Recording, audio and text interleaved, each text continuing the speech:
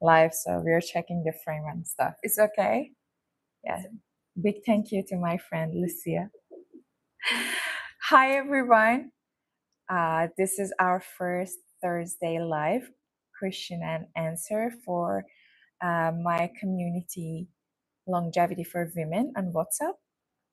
I'm very happy I'm doing that. I was actually a little bit stressed today, and I wanted to be like as beneficial as I can. But I was like, yeah, it's okay. It's the first time. So welcome and hello. Let's start it. I received some good question actually. Um, and I'm gonna like cover good topics so you have your answers around gut health. So the topics of this week is around gut health. So we are gonna cover so many stuff that is related to that gut health. Okay. Let's go to the first question. Okay, this is from a lady in their age of 25 to 45. Um, okay, I feel like no matter what, I feel like no matter what I eat, I get bloated. Even healthy food makes me uncomfortable sometimes. How do I know if this is actually a gut issue or if my body is just stressed all the time? Very good question and very important question. And it's just like, even from what she asked, you can understand how all these systems are related to each other. Let's start. Okay. I want to first point out to the word healthy food that she used. What do you mean? First of all, I would like to ask that person, what do you mean by healthy food? And I will explain for you why I'm saying that. Because, for example, I live in Bali at the moment, right? And here I love that all the cafes and restaurants, they have so many healthy options. And like, there is like health and wellness vibe here. So everyone are just trying to be so healthy and eat healthy food, right? But also, I notice in myself and people that like I talk to, so many women here are experiencing bloating. And I don't see that all of them has a problem of like their gut is inflamed or something. It might be inflamed, but the reason I blame a little bit what they are referring to healthy food and they are constantly eating out. Um, because at the end of the day, when you're ordering from a restaurant, it's a business, right? So you should consider that even if in their menu they are saying that there is no seed oil, or they are trying to use the best quality, but still that food would never has the same quality of the food that you can cook at home. Maybe the oil is different, the spices they are using, the way that they are keeping these ingredients, the amount of veggies. Maybe you are using the type of fiber and the veggies that is not good for your gut. So the way that I like to see everything, every question is like, first of all, who is asking that question? And listening well to that question and what exactly she is referring to. So I don't even started the answering, but I'm just curious about that question about the topic of healthy food. That what do you referring as a healthy food? And what do you mean by that?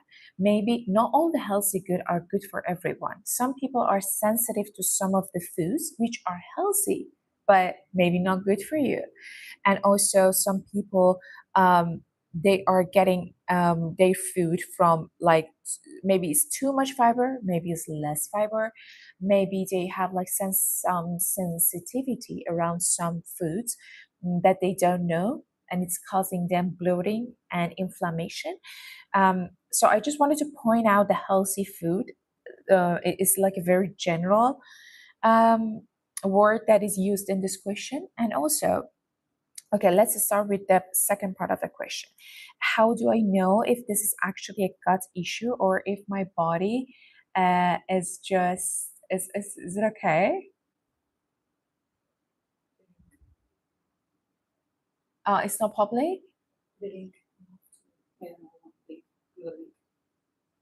No, okay, in the group you mean? Yeah, yeah, yeah, I know. It's fine, it's fine.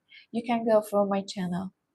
Yeah, I think the link, can you please go through the channel and and paste it in the group, please? Okay, thank you. It's very good to have a housemate. uh, yeah, it seems like not everyone has the link.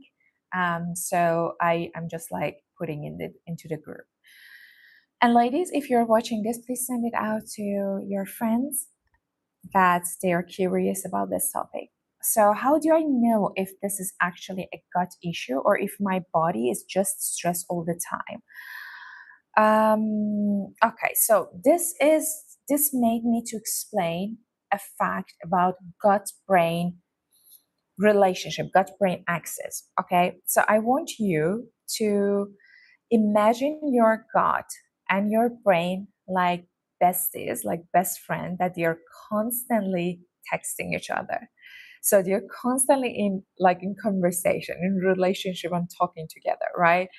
And this is like both ways. Like your brain is always receiving messages from your gut, and your gut is always receiving messages from your brain.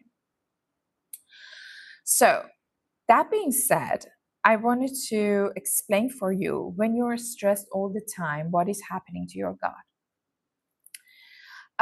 You probably heard about the the topic of uh, fight or flight. I'm sure you did. So it means, and you might probably be familiar with the word survival mode, right? So I want to explain a little bit like what is exactly happening here. Our body and our brain can change and shift their state into the survival mode and the fight or flight. What does that mean? Okay, so before, like long time ago, when we were feeling stress or feeling a danger, we like our ancestors, they weren't experienced this stress in a way that we are experiencing now. That was a different type of stress. They were fighting for their life. So it's like everything that our brain is trying to do is sometimes it's like protecting us or for our survival, right? So when we are under stress, it's a signal to our brain that we are in danger. It's like you have a real threat in your life. It's like a tiger is like coming for you, right? So when your body is like getting this message from your brain that, oh my god, a tiger is coming for you, run for your life. Okay, so when that is happening and you receive this message, all part of your body is just, it has only one task: to survive, right? So when it's happening, all these blood flows that naturally go into all your internal organs is coming to your muscles and your brain, because you want to run, so you need your muscle, and also you want to know like which way to go, so you need to brain, you need your brain. So what is happening, your digestion and anything that is happening into your gut, like your enzymes, like movement of your gut, everything is deprioritized. Your body doesn't care like, oh, let's digest this your salad that you had already. So it's just deprioritize all this digestion and everything that is happening into your gut. Okay, so that's the reason when you're under chronic stress, your gut of course is getting imbalanced, of course it's not doing this activity and like this movement and the digestion, everything in a proper way, because it's always on a danger mode. It's always like trying to run. So it's not digesting the food that you're eating, even if it's healthy food, very well. So you can have the best nutrient, organic, beautiful meal, but I still experience all of this stuff because you're not even digesting it well, because your gut is inflamed, because your gut is imbalanced, because your microbiomes on your gut, because of all this stress and dysregulated nervous system, is just not working well. Okay, so what is the what is the solution? Let's go to the solution and some small steps that I can give you to benefit from. Okay. Um, you might heard of the word vagus nerve. So we have a vagus nerve. It's just a very long nerve in our body, right? And I told you already, our brain, our gut is in the constant conversation. And also, I assume that you know about hormones serotonin. It's a feel calm, happy hormone, makes you feel good, makes you feel calm. It's a regulating chemical. It's a my favorite hormone of all. I have a tattoo of serotonin here. Um, so serotonin is produced in your brain and your gut, and huge amount of it, 90% of their serotonin, is being produced in your gut. So that important it is to just having a regulated nervous system and have a good relationship between your brain and your gut in order to send good messages to balance it. It's like the gut brain axis is very important to understand, ladies, because it affects everything. We cannot repair or cure one of them without considering the other one. So if you want to have a good gut, you need to know the brain. You need to understand what is exactly happening in your body and your biology in your own way. And it might be a little bit different from what men are experiencing. That's why we are doing this for women, because we want to have information around women health and how exactly our body and our biology works, and like how our hormones is affecting our health. Okay, so what we said, like we have a vagus nerve, right? And this vagus nerve is something that when it's activated, it puts our body into the parasympathetic state, which is like a calm, regulated state. Okay, we want our gut to be balanced. We want to get out of the fight or flight response. We want to signal our body that we are safe and not a tiger or a danger is coming for us, and no need for staying in survival mode, right? So in this moment, we want to shift the state of our body. And it's very important, guys. It's not like I'm telling you do that because of the energetic work or like just like connecting to the divine, or I'm just doing that for connecting to your body, to just like connect your mind and your body in a good way to help you for your health and for your biology. So that's not something very nice to do. It's very necessary. And I do believe everyone should do that. Okay. Especially women. Okay. So this vagus nerve is coming, and it's a very long nerve coming, and it's just also uh, passing our diaphragm, which is like when we breathe in and breathe out. The reason that you feel calm is because of the activation of this nerve. Okay, so there's some stuff, some simple step that you can do for making your digestion better and keep like signal your body that you're safe, and the food, the nourishing food that you're putting into your body is gonna be processed very well, and it's gonna uh, give the signal to your body that, oh my god, like I have a nutrient food, I'm okay, I'm full, and I'm okay. Like there is no reason to stay in the survival mode. We are not in danger. So all this stuff is because of that, because of the food that you're putting into your gut. We keep the signal and give the signal to our brain that we are all good. We are not in the survival mode, and you can get out of the fight or flight. And let's prioritize the digestion. Let's focus on our gut. Let's put the blood flow. Let's put the blood flow to come to the gut and do the digestion very well, in order not you to feel bloated after that, or like having reflux after that. Okay, these are all because of the indigestion, or not having a well digestive systems. So yeah, there are three simple steps I want you to do every day, and they are so simple. I want you to take 3 slow, deep breath before every meal.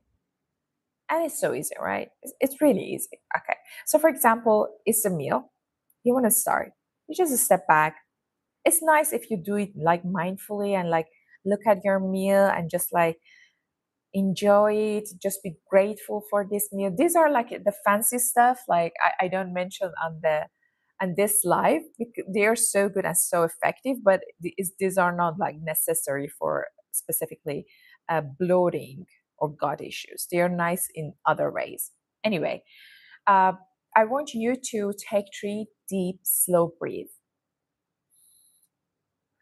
Your exhale longer than your inhale. I love the 4-7-8 method. I also mentioned that um, in details on my first book, First Time Living, because this is the way that you can give a good signal, a calming signal to your body. So you will count to 4, do the inhale, keep your breath for 7 counts, and do the exhale for 8 counts. Okay, and you repeat it for 3 to 5 times before each meal. So this is not like a ritual or very nice one. It's like I believe it's necessary before each meal. So try this today and every day. The second one is eat without a screen. I know all of you, or not all of you, but almost all of you, you like to watch a show or watch a podcast. I'm also like guilty of that. I do sometimes. Like I love to watch my podcast with my foods.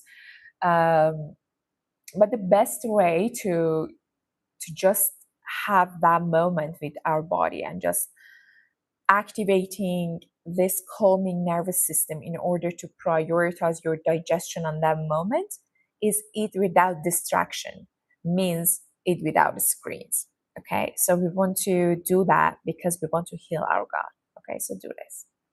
The third one, which is so funny, uh, but it's very effective, is humming or gargling with water. I don't know if you tried it before or not, but because that vagus nerve that I told you guys is just passing through your throat, humming or gargling with water before your meal, or even when you want to activate your vagus nerve, it's really effective because it's calm your nervous system. Yeah, try it and tell me later like how you were feeling. So you just get the sip of water and you do the gargling, or you humming, all of them. And yeah, I think that are the simple steps that I can give you for this question that you send me. Try it, please. Be consistent with it. And yeah, let me know. Let me know how you were feeling. How was your bloating? How do you feel your digestion is improving or not?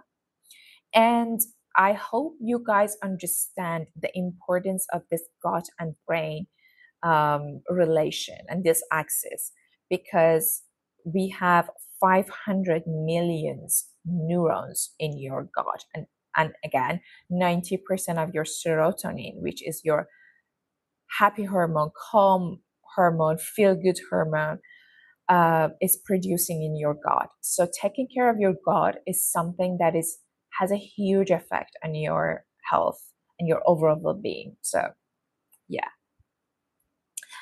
let's go to the next question.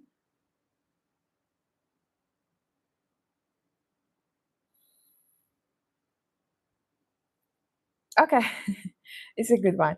Um, I've done so many things for my gut already: probiotics, removing dairy and gluten, supplements, and I honestly feel more confused now. How do you usually approach someone like this? Ooh. um, First, I want to tell you your confusion is completely valid and it's not your fault. I think we all uh, got confused with like conventional medical system, and it's not your fault. um, and the thing is, you cannot cure one system without considering the relation it has with other part of your body. and the signal that organ is receiving. That first, starting that. When a woman come to me with this complaint of that she already tried so many stuff, removing dairy and gluten supplements, and she's confused now because she's not sure what is actually work for her. Um, I would the first step is like I would slow everything down and I would try to listen to her. I would love to have like a full story from her side. I want to understand what is happening in her body, what is happening in her life. I would get a complete story in details around like an hour. I don't mind. I would ask everything. What is your food? What is your movement like in a day? How is your sleep? How is your stress level? How the work is going on? How is your relationship? How is your social connection? What supplement are you taking? Are you taking any medication or not? If yes, why you're taking them? Did you do any blood tests recently? Did you do any body composition recently? Is there something happening in your life at the moment that causing you stress? I will ask all of them. I will slow everything down. I will ask all of them. And specifically for this person that asked this question, and she's removing dairy and gluten, I will ask why. Why you're removing that? Um, to be honest, I'm a fan of cutting down some stuff like gluten or dairy for a specific amount of time when I'm working with people. So you might hear if you're watching this and you work with me privately or maybe see my content or like you're a friend and heard from me. I am a fan of cutting down some of this stuff for amount of time. I don't say cut all of this stuff unless you have a sensitivity, a proven clear sensitivity to a food. Okay. So I would ask from that woman, why are you cutting down dairy and gluten? And what is your proof of that? Okay, I would ask like, why are you cutting down? Um, are you sensitive to gluten and how you're feeling? Because so the problem is social media is now full of noises around all these topics. So you might see an influencer or a friend of yours that they're saying in a content or in a place that you're all gathering together that, oh my god, gluten just destroyed my body. I feel amazing since I caught gluten, and just like I feel so much difference. Good for them. And it doesn't mean that you have to do that. Is your body their body? Are you like a twins or something? Even twins can have different microbiomes or different sensitivities in God. So please don't take any advice from any. It doesn't mean that they are lying or they are saying it wrong. No, they are saying it and they experienced it, but for their body. It doesn't mean that you should do that. You should know your type of biology. You should know your type of sensitivities, and you should explore it intentionally. So the reason that when I work with someone, I sometimes cut some stuff because I want to go through this experiment with that person. I want to do this observation intentionally. It's not like, okay, let's wake up one day, like, from today, I decide to cut gluten or dairy or stuff or carbs. Why? Why you want to do that? And till when? And what? How you want to access or like assess uh, how your body is doing after that, right? And what are your proof actually that you're sensitive? So I'm a big fan, first of all, of uh, getting done genetic tests for food sensitivities for people that you're suffering, not for everyone. If you want to do that, it's okay. I mean, it's a good test. I did it myself when I was 19. Um, and I think it's very expensive. I don't know which country you are watching it from, but it's expensive. It's a genetic test um, food sensitivities or and how good you can tolerate some stuff. So I'm very sensitive to caffeine. For example, I'm just saying from my test result, I'm very sensitive to caffeine. I have some amounts of intolerance of lactose. That's why I prefer to use lactose-free dairy type of product or non-dairy ones.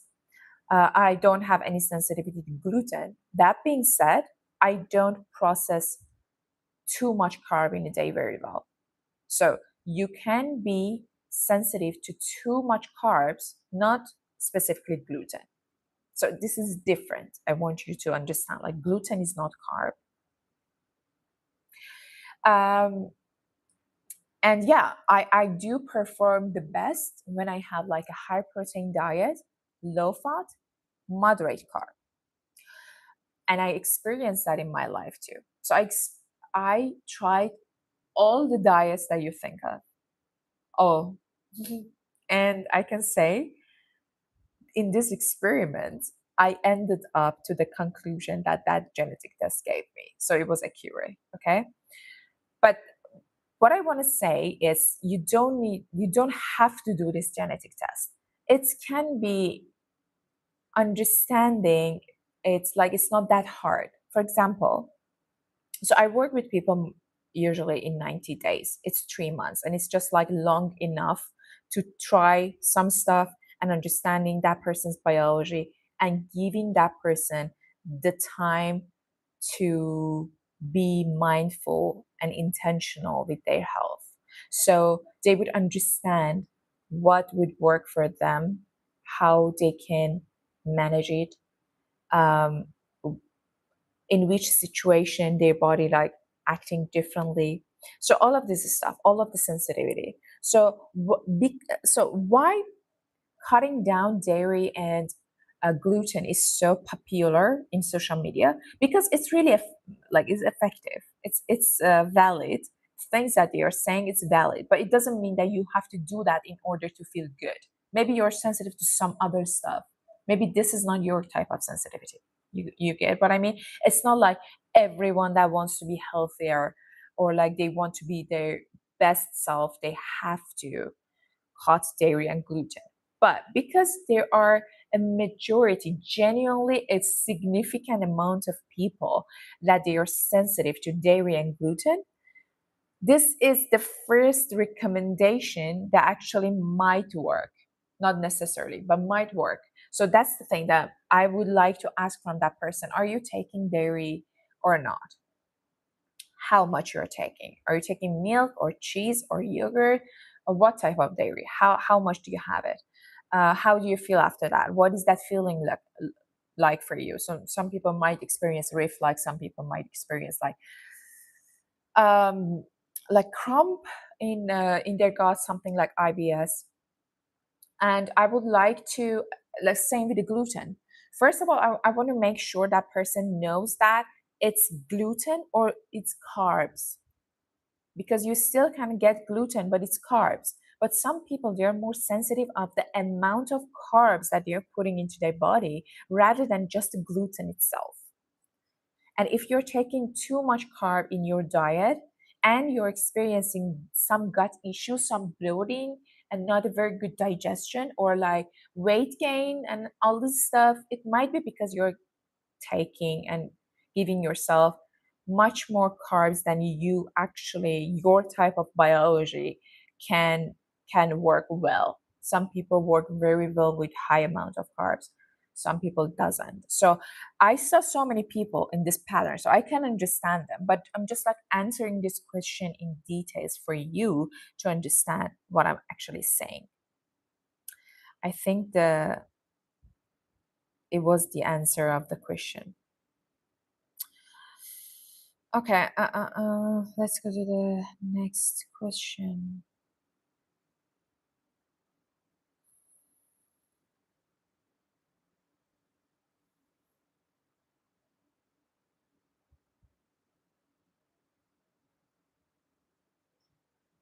I don't know if any more symptoms. Oh, good, very good one.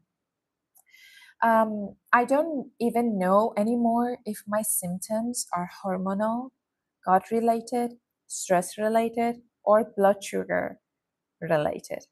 Everything overlaps and it gets overwhelming. Oh, girl, I feel you. I know, and I hear this almost every day from people, and uh, I know what you're feeling, especially now, and especially if you're someone that care about your health and you're just like interested generally, or you're experiencing something that it it was with you for a long time and you just want to figure it out so bad. It's just, what is this? I want to solve it. I completely feel you and big hug for you.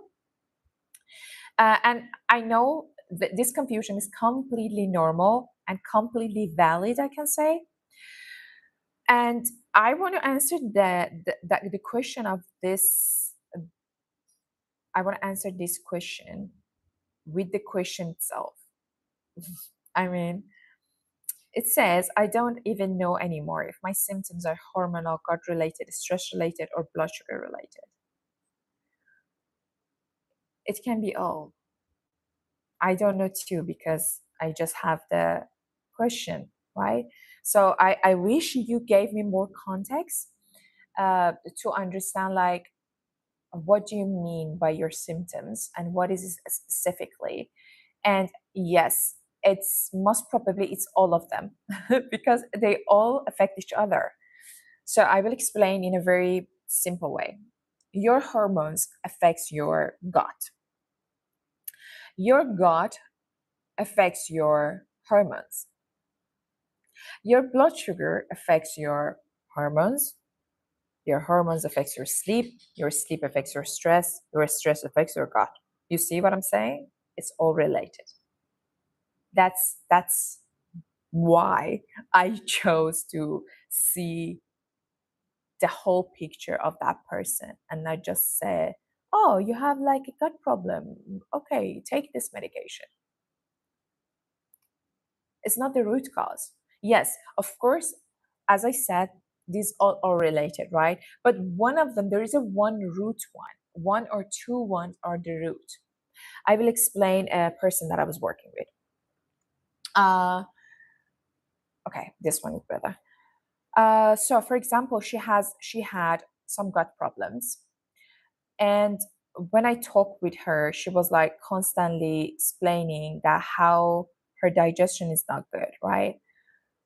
I don't see the gut problem as something genuinely only related to gut. I think gut is a messenger. It's like pain is not a disease, right? Pain is a symptom, is a signal. I have kind of the same feeling about gut. Gut is not a disease itself. Sometimes it can be. There are some gut problems that is just like for gut, and there are so many good medication for that and good diagnosis, clear diagnosis. But if someone is referring to this question that I don't know anymore what is wrong with me, or I tried this and that, but still it's not working, it's because you still didn't find the root cause. And it's not your job to do that, to be honest. Like it's so overwhelming, and I can see you mentioned that everything overlaps and it gets overwhelming. Of course it does. It's not your work. I know you are like asking from your closet and like asking about this question, but to be honest, like you will find yourself. I want you all do this practice for 1 week. Every time that you are asking your Claude or your ChatGPT or any type of AI that you are using, or searching in TikTok or YouTube or Instagram around these health topics that they're general, or like you have a problem or you're curious about something and you're just like searching and asking question and just having these moments with your AI and your Claude. It's very good. Like I'm a big fan, to be honest, first. But I just want you to track all the time that you're spending in this cycle. Just track it for 1 week. I'm so curious how much you're spending the time for that matter. And at the end, I'm sure you're not having your answer. You know why? Because yes, all the AI is personalized, but it's not it doesn't have your biology itself. It's just giving you the answers according to the information you are giving them. And you are not the expert of what type of information you should give that. So that might be something in your life that you don't even notice or think that it's important information to be considered in this issue, but it is.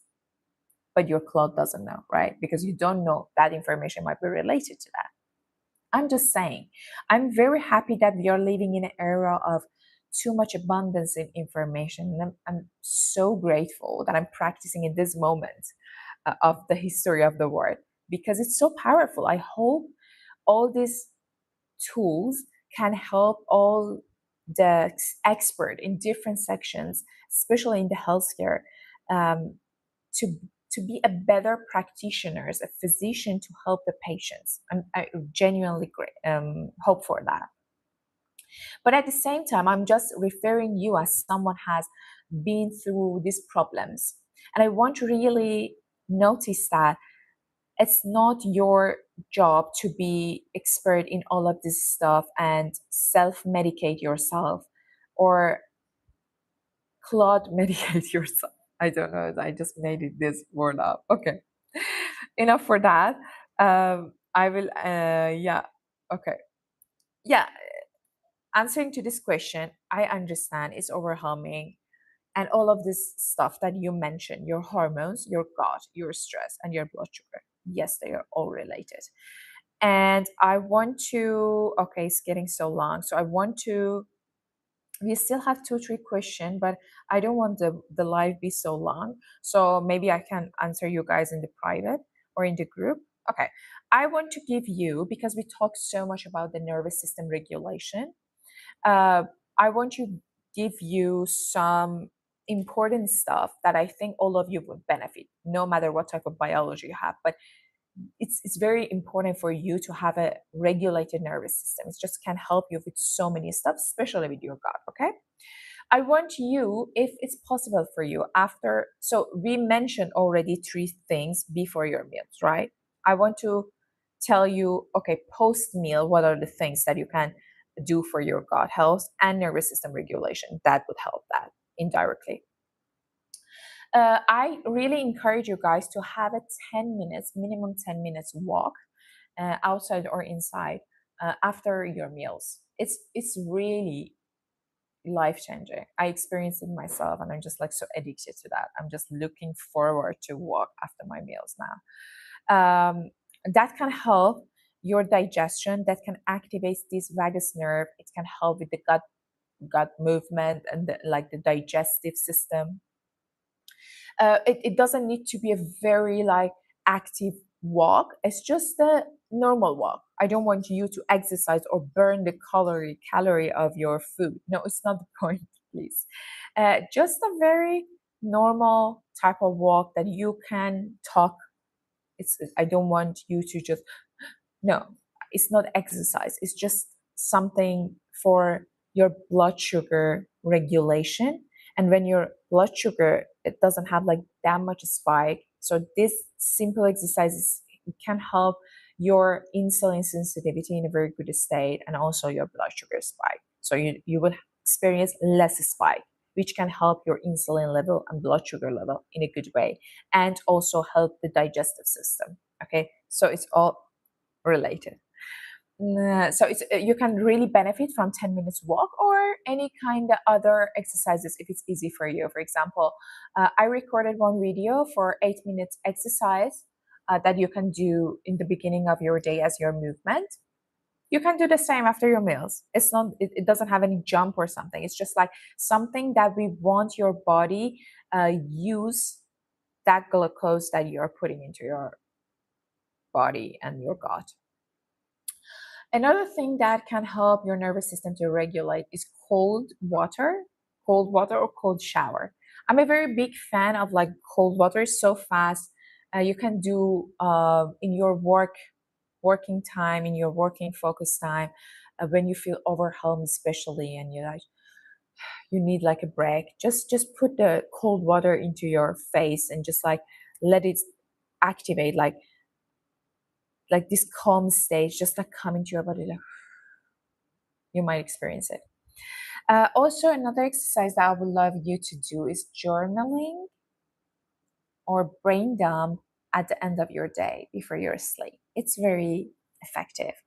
Um, because especially if you're a very high functioning, you're busy women that is like handling so many stuff, that exercise, only that exercise can help you so much because uh, there are so many stuff is happening in your mind and keeping your brain busy, and your system is on active mode constantly. So we want to switch it off at night, right?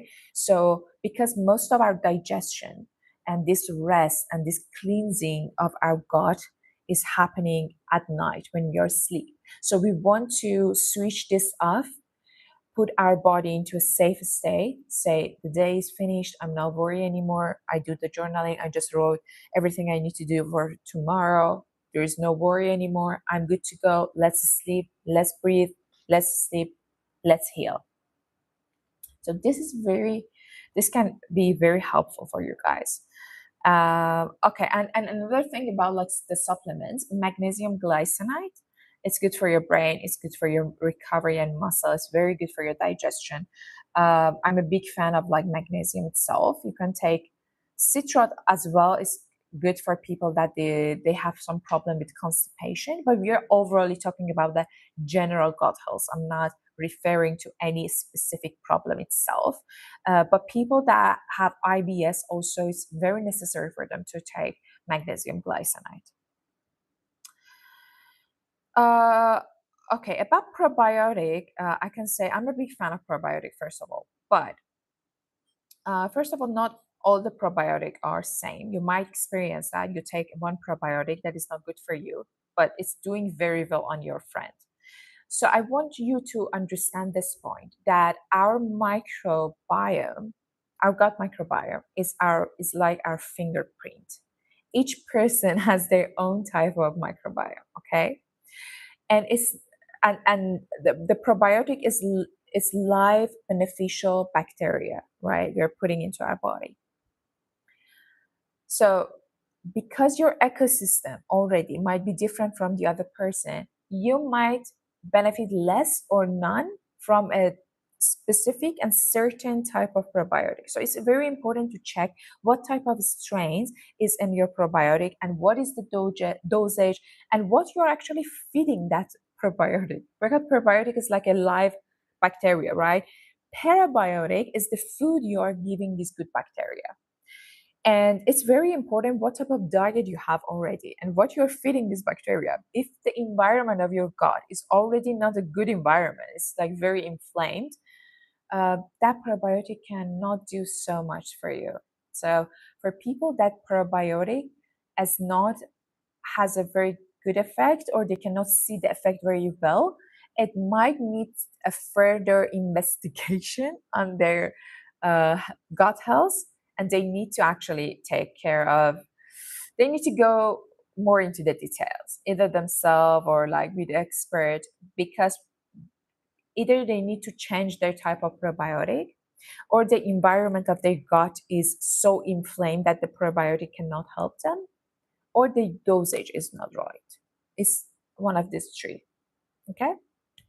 I think, yes, it's already 45 minutes.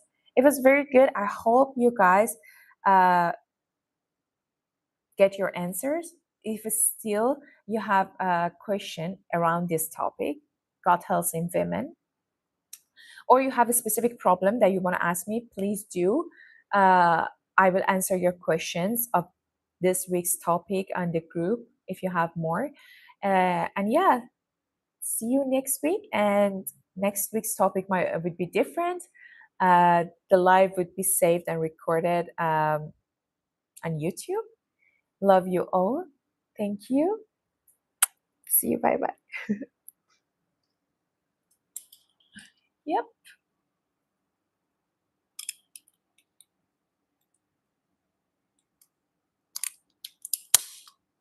Oops.